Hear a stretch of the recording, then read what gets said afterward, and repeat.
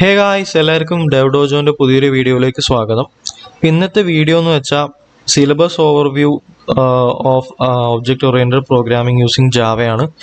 അതായത് 2019 സ്കീമിൻ്റെ അണ്ടറിൽ വരുന്ന സ്റ്റുഡൻസിന് ഉള്ള ഒരു കോഴ്സാണ് object oriented programming using Java, അതായത് ജാവ പ്രോഗ്രാമിംഗ്. അതിൻ്റെ കോഴ്സ് ഐ ഡി വരുന്നത് CST 205 ആണ്. അപ്പോൾ ജാവേൻ്റെ കോൺസെപ്റ്റ്സും അതെല്ലാം ക്ലിയർ ആക്കാൻ വേണ്ടിയിട്ട് ഈ ഒരു ചാനൽ സബ്സ്ക്രൈബ് ചെയ്യുക, ലൈക്ക് ചെയ്യുക, എല്ലാവർക്കും ഷെയർ ചെയ്ത് കൊടുക്കുക.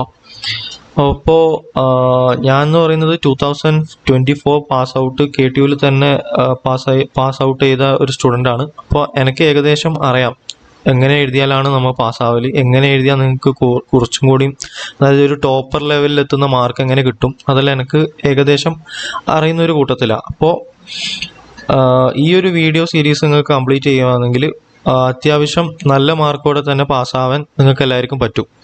അപ്പോൾ നമുക്ക് നോക്കാം ഏകദേശം എന്തെല്ലാമാണ് നമുക്ക് സിലബസിൽ കവർ ചെയ്യാനുള്ളതെന്ന്. അപ്പോൾ ഇനി വരുന്ന വീഡിയോസ് ഫുള്ളും സീരീസ് ബൈ സീരീസ് ജാവ, അതായത് മൊഡ്യൂൾ 1ൻ്റെ കുറച്ച് പാർട്സ് ഉണ്ടാവും, അത് കഴിഞ്ഞിട്ട് മൊഡ്യൂൾ 2ൻ്റെ പാർട്സ് ഉണ്ടാവും, അങ്ങനെ മൊഡ്യൂൾ 5 വരെ പാർട്ട് ബൈ പാർട്ട് വീഡിയോ ആയിരിക്കും നമ്മൾ പോസ്റ്റ് ചെയ്യാൻ ഉദ്ദേശിക്കുന്നത്. പിന്നെ ഈ തിയറി എക്സാം ആയതുകൊണ്ട് തന്നെ പ്രോഗ്രാമിങ് ചോദിക്കില്ല എന്നല്ല, ചോദിക്കും, പക്ഷെ ആ ഒരു എക്സ്റ്റെൻഡിൽ, അത്രയും എക്സ്റ്റെൻഡിലൊന്നും ചോദിക്കാൻ പോകുന്നില്ല. അപ്പോൾ എക്സാം ഓറിയൻറ്റഡ് ആയിട്ട് നമുക്ക് പഠിക്കണമെങ്കിൽ ഈ ഒരു വീഡിയോ നോക്കി പഠിക്കുക, എന്നിട്ട് എന്തെല്ലാമാണ് ആവശ്യമുള്ളത് അത് മാത്രം പഠിച്ചിട്ട് പോവുക. അല്ലാണ്ട് എല്ലാ വാസ്റ്റ് വെറൈറ്റി ഓഫ് കണ്ടൻസ് നിന്ന് എല്ലാം എടുത്ത് ഇങ്ങനെ പഠിക്കാൻ നിന്ന് കഴിഞ്ഞാൽ ഇത് തീരുമൊന്നും ചെയ്യില്ല, കുറേ വലിയ ഇതാണ്. അപ്പോൾ പ്രീവിയസ് ഇയർ ക്വസ്റ്റ്യൻസ് റെഫർ ചെയ്തിട്ട് അതിൽ നിന്ന് വരുന്ന പാറ്റേൺ അനുസരിച്ചിട്ട് വേണം നമ്മളെപ്പോഴും പഠിക്കാൻ പോകാൻ. ഓക്കെ, അപ്പോൾ നമുക്ക് നോക്കാം. സിലബസ് 5 മൊഡ്യൂൾസാണുള്ളത്. ആദ്യത്തെ മൊഡ്യൂൾ എന്ന് പറയുന്നത് ഇൻട്രൊഡക്ഷൻ ആണ്. ജസ്റ്റ് ഒബ്ജക്റ്റ് ഓറിയൻറ്റഡ് കൺസെപ്റ്റ് എന്താണ്, ക്ലാസ് എന്താണ്, ഈ ജാവ എന്ന് പറയുന്നത് എങ്ങനത്തെ ഒരു ലാംഗ്വേജ് ആണ്, അത് സിയിൽ നിന്ന് എങ്ങനെ ഡിഫറെൻ്റ് ആവുന്നു, പിന്നെ ഇതിൻ്റെ കമ്പൈലേഷൻ എങ്ങനെയാണ്, എന്താണ് ഇതിൻ്റെ ഇഷ്യൂസ്, പിന്നെ ഗാർബേജ് കളക്ഷൻ. ഇത് ടോട്ടലി 3 ഡിവൈഡ് ചെയ്തിട്ടുണ്ട്. ഒരു കേസ് സ്റ്റഡിയും ഇവിടെ പറഞ്ഞിട്ടുണ്ട്, ഫയർ അലാം സിസ്റ്റത്തിൻ്റെ, അത് നമുക്ക് നോക്കാം. പിന്നെ ഇൻട്രൊഡക്ഷൻ, ജസ്റ്റ് ഒരു ബൈറ്റ് കോഡ് എന്താണ്, അതിൻ്റെ ഫീച്ചേഴ്സ് അങ്ങനത്തെ എന്തായാലും എല്ലാ KTU ക്വസ്റ്റ്യൻ പേപ്പേഴ്സ് എടുത്ത് നോക്കിയാൽ നമുക്ക് മനസ്സിലാവും. എല്ലാ കൊല്ലവും റിപ്പീറ്റഡ് ആയിട്ട് സെയിം പാറ്റേണിൽ ചോദിക്കുന്ന ചോദ്യങ്ങൾ കുറേ ഉണ്ട്. അത് മാത്രം തന്നെ നോക്കിയാൽ തന്നെ നമുക്കിത് തീരും. പക്ഷെ നമ്മൾ ഒരു സേഫർ സോണിൽ നിൽക്കാൻ വേണ്ടിയിട്ട് ഏകദേശം എല്ലാത്തിൻ്റെ ഒരു ഐഡിയ ആക്കി എന്തായാലും എപ്പോഴും വെക്കണം, അതെപ്പോഴും നോക്കി വെക്കുക. ഓക്കെ, അപ്പോൾ മൊഡ്യൂൾ 2 എന്ന് പറയുന്നത് കുറച്ചും കൂടി സിലബസ് എല്ലാം കാണുമ്പോൾ വലുതായിട്ട് തോന്നും. അതായത് 1 എന്ന് പറയുന്നത് ഇത്രയേ ഉള്ളൂ, 2 എന്ന് പറയുന്നത് അത്യാവശ്യം നല്ല വലുതാണ്. അപ്പോൾ ആൾക്കാർ എന്ത് ചെയ്യും, ഇത് സ്കിപ്പ് ചെയ്യും.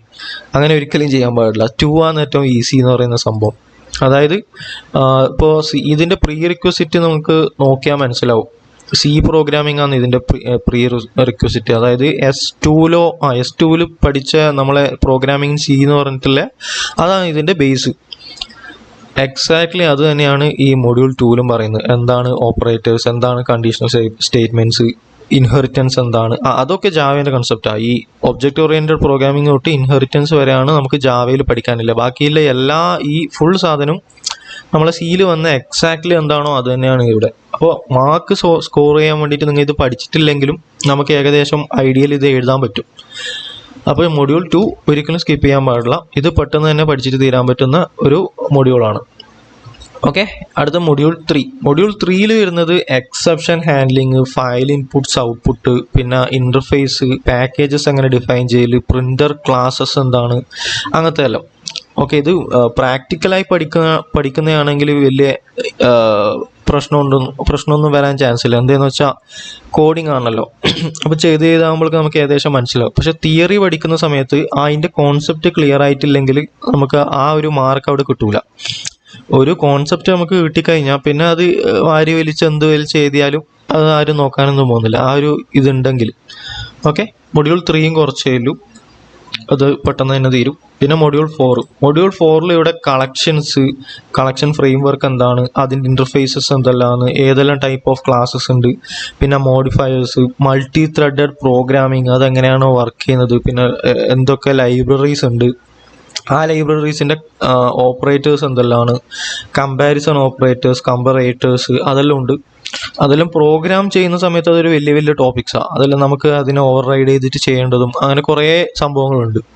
പക്ഷെ നമുക്ക് മൊഡ്യൂൾ 4 വരുന്ന സമയത്ത് മെയിനായിട്ട് അതിൻ്റെ തിയറി കോൺസെപ്റ്റ്സ് ക്ലിയർ ആക്കുക. പ്രോഗ്രാമിങ്ങിൽ അത്ര സ്കില്ലില്ലാത്തവർ മെയിനായി എന്ത് ചെയ്യുക, തിയറി തന്നെ ഫോക്കസ് ചെയ്യുക. എന്താണെന്ന് വെച്ചാൽ KTU സ്പെസിഫിക് ആയിട്ട് ചെയ്യുന്ന സമയത്ത് തിയറി തന്നെയാണ് ഏകദേശം ചോദിക്കൽ. അപ്പോൾ തിയറി പഠിച്ചു കഴിഞ്ഞിട്ട് പ്രോഗ്രാമിംഗ് 1-2 നോക്കുക.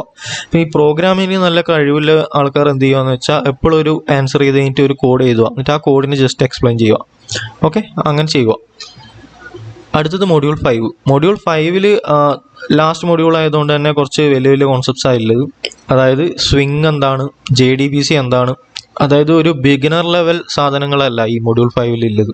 പക്ഷേ ഇത് പെട്ടെന്ന് തന്നെ പഠിക്കാൻ പറ്റും. ഒരു ഓവറോൾ ലെവലിൽ നമുക്ക് KTU പഠിച്ചാൽ മതി. അപ്പോൾ അങ്ങനെ പഠിക്കുന്നതാണെങ്കിൽ ഇത് നമുക്ക് സിമ്പിളായി പഠിക്കാൻ പറ്റും. ഈ സ്വിങ്ങും JDBC എന്ന് പറയുന്നത്. JDBC എന്ന് പറഞ്ഞാൽ database management, database Java database കണക്ടിവിറ്റിക്ക് വേണ്ടിയിട്ട് ഉപയോഗിക്കുന്നത്. അതായത് നമ്മളെ SQL, MySQL, Postgres അതുപോലത്തെ ഡാറ്റാബേസുമായിട്ട് കണക്ട് ചെയ്യാൻ വേണ്ടിയിട്ട് യൂസ് ചെയ്യുന്ന ഒരു കണക്ടിവിറ്റി ജാവ പ്രൊവൈഡ് ചെയ്യുന്ന സാധനമാണ് JDBC. അതിൻ്റെ കണക്ഷൻസും CRUD ഓപ്പറേഷൻസുമാണ് മൊഡ്യൂൾ 5 നമുക്ക് പഠിക്കാനുള്ളത്. ഓക്കെ, അപ്പോൾ ഇനി വരുന്ന വീഡിയോസ് എല്ലാം പാർട്ട് ബൈ പാർട്സ് ആയിരിക്കും ഉണ്ടാവല്. ആദ്യം മൊഡ്യൂൾ 1 ഒരു നമുക്ക് നോക്കാം എത്ര പാർട്സിൽ ഇത് തീർക്കാൻ പറ്റുമെന്ന്. അപ്പോൾ എക്സാമിന് പഠിക്കുന്ന സമയത്ത് വീഡിയോ ഒന്നും കൂടി കണ്ട് അതിൻ്റെ നോട്ട്സ് പ്രിപ്പയർ ചെയ്തിട്ട് വേണം പഠിക്കാൻ. വീഡിയോ അല്ലെങ്കിൽ ഒരു കാര്യം ചെയ്യുക, എല്ലാവരും ചെയ്യുന്ന പോലെ 2x കാണുക.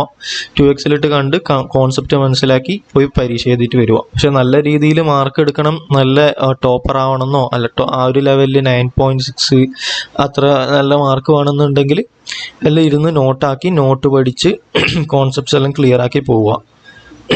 ഇനി തലേ ദിവസം പഠിക്കുന്ന ആൾക്കാരാണെങ്കിൽ 2x ഇടുക, കാണുക, പോയി എക്സാം എഴുതിയിട്ട് വരിക. പക്ഷെ എന്ന് വെച്ച് ഇങ്ങനെ തോന്നിയ പോലെ, അതായത് ആ സമയത്ത് മനസ്സിലാക്കണം ഇന്ന സംഭവമാണെന്ന് മനസ്സിലാക്കിയിട്ട് മാത്രമേ അത് ചെയ്യാൻ പാടുള്ളൂ. ഓക്കെ, ഇനി നമുക്ക് ഓരോരോ വീഡിയോ ആയി കാണാം. Okay, thank you.